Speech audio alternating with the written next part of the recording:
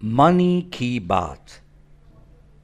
Money Ki Baat on January 30, 2017, a day after the Prime Minister's Man Ki Baat. I am G. Ramachandran Ramach to my associates and to my friends, and my email is indiagrow@gmail.com.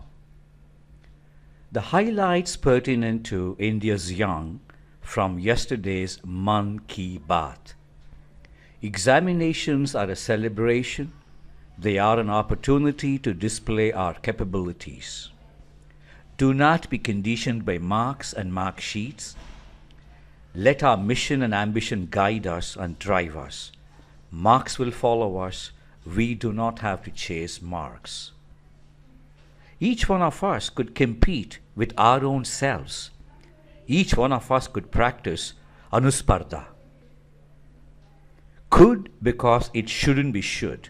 Anusparda can't be made normative. Anusparda is a choice.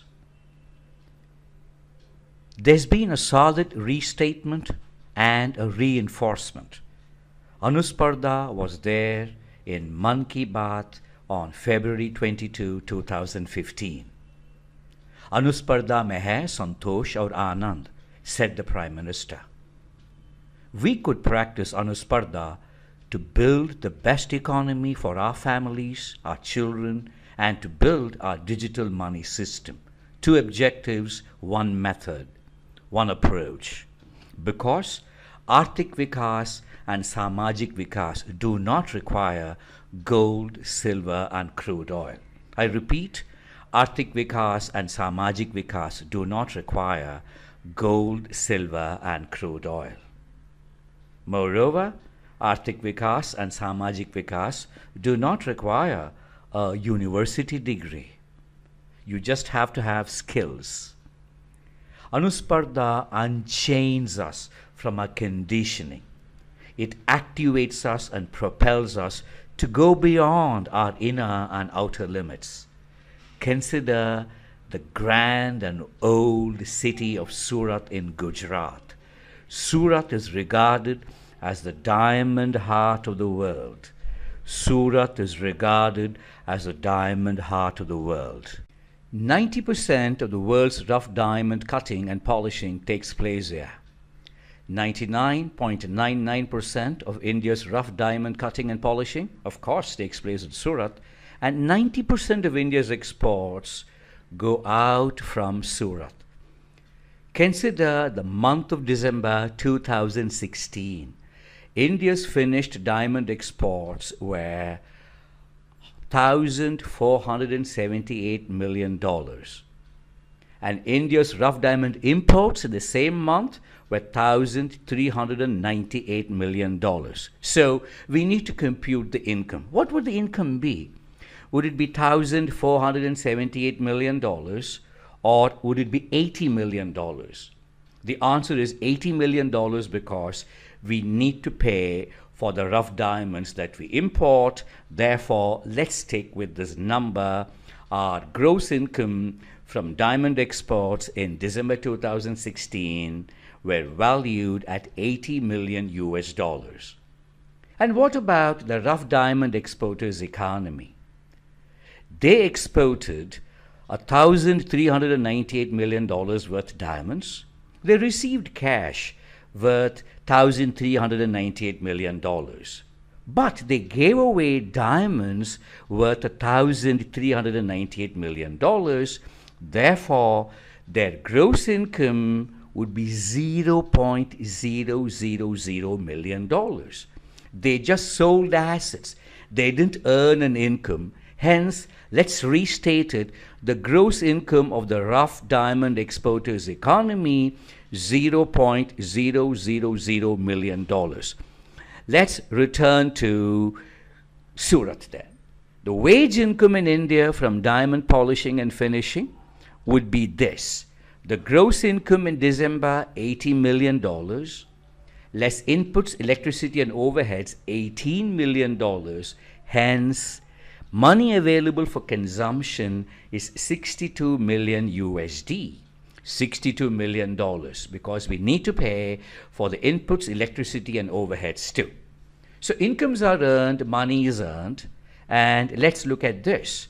Surat doesn't have silver, gold, diamond, and crude oil. It's earned $62 million. It didn't have to have a university degree either.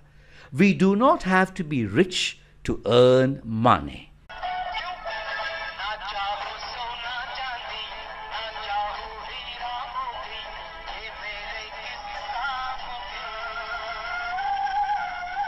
We do not have to be rich to earn money.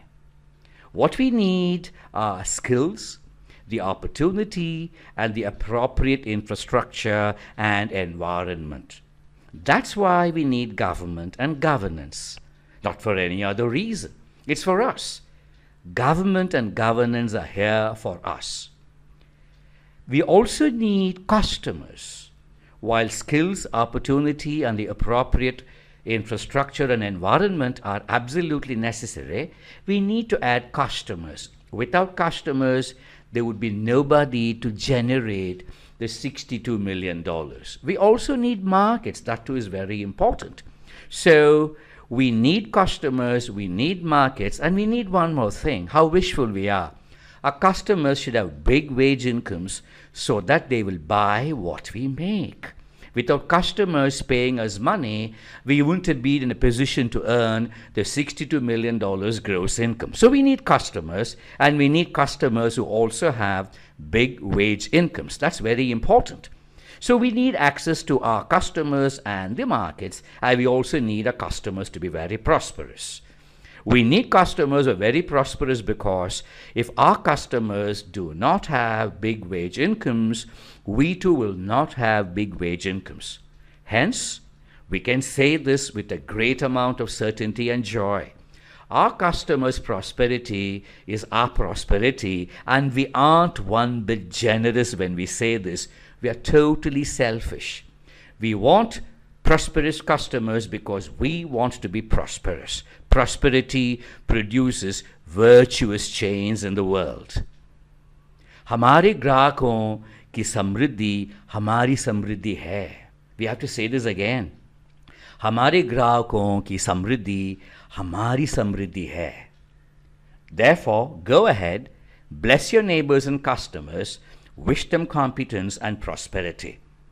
Bless your neighbors and customers, wish them competence and prosperity. This is the greatest dharma one can practice.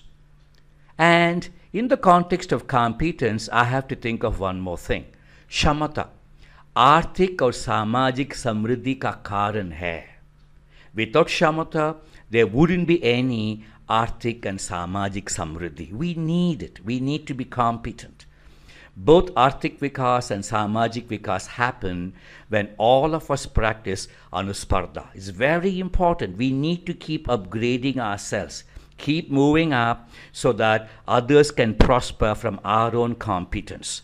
And I know somebody who's practiced it all through his life.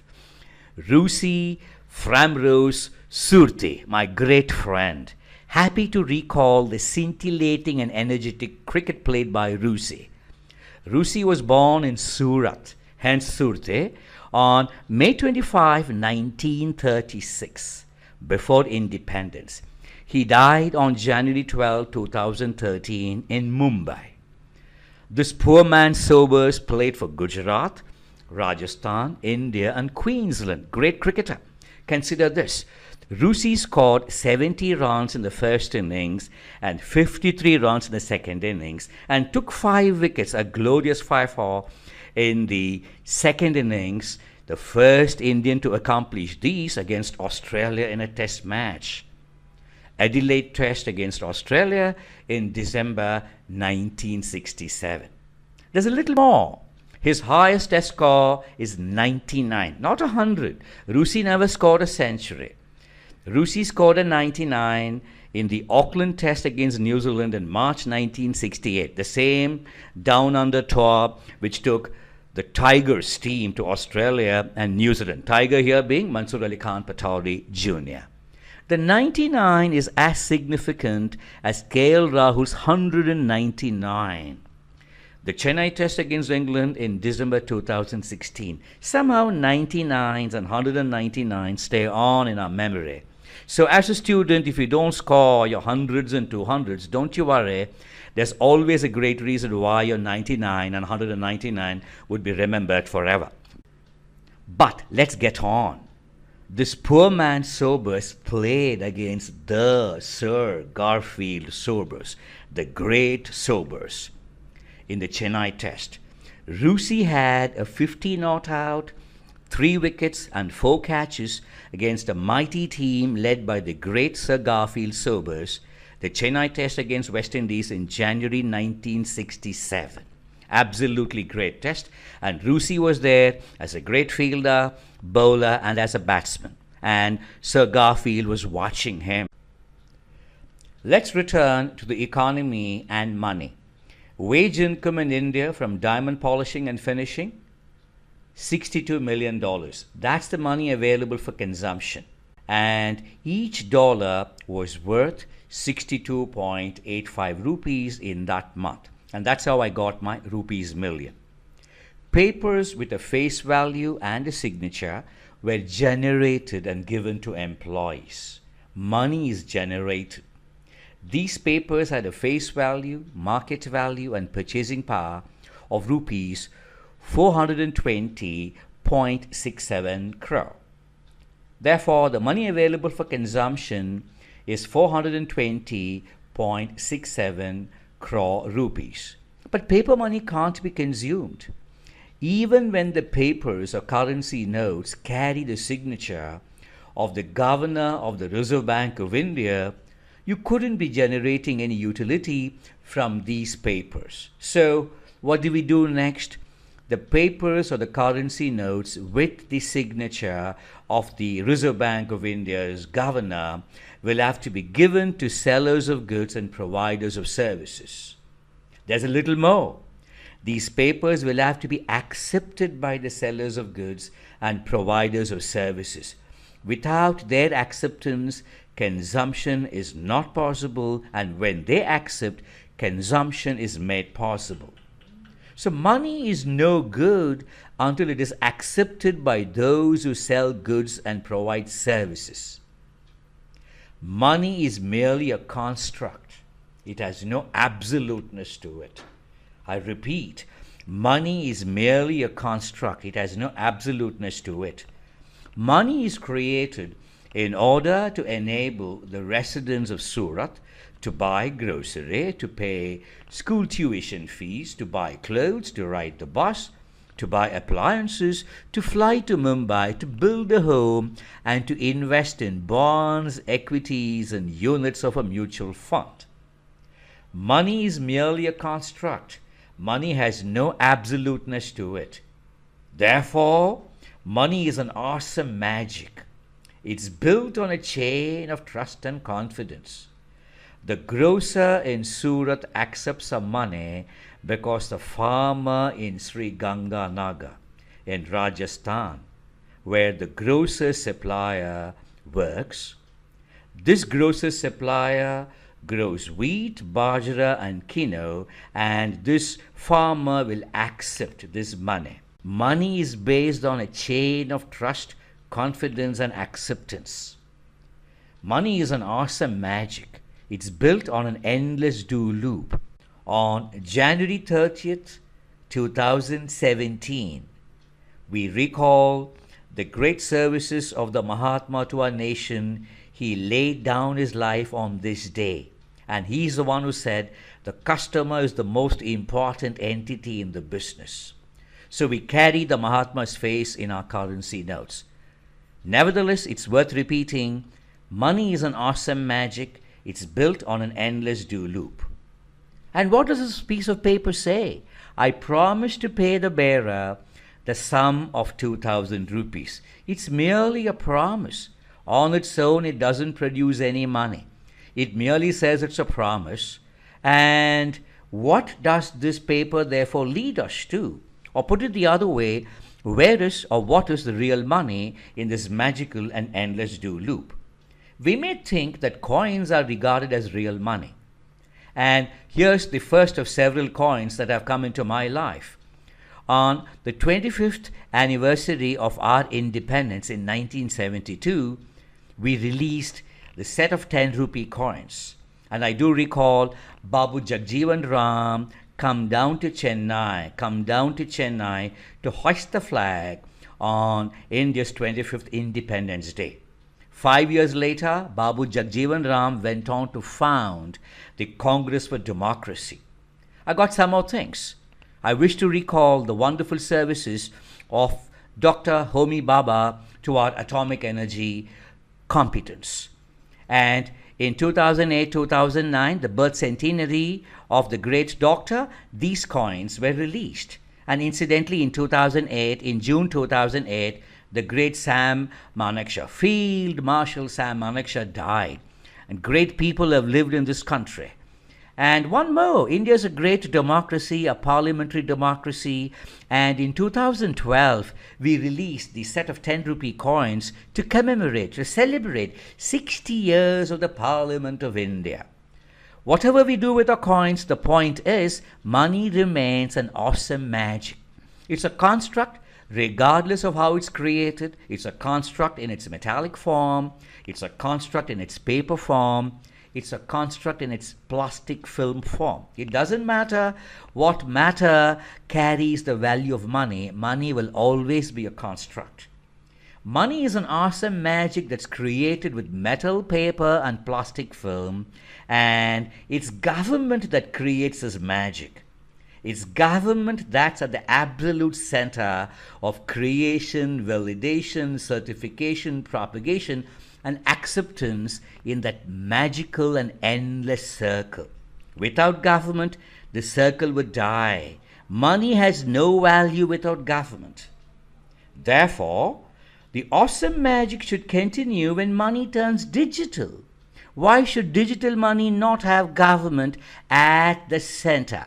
It should be government and the Reserve Bank of India that should be at the absolute center of creation, validation, certification, propagation, and acceptance of digital money in that wonderful, magical, and endless circle.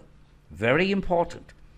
Government should own and operate the digital money system just as it owns and operates the coin and cash money system.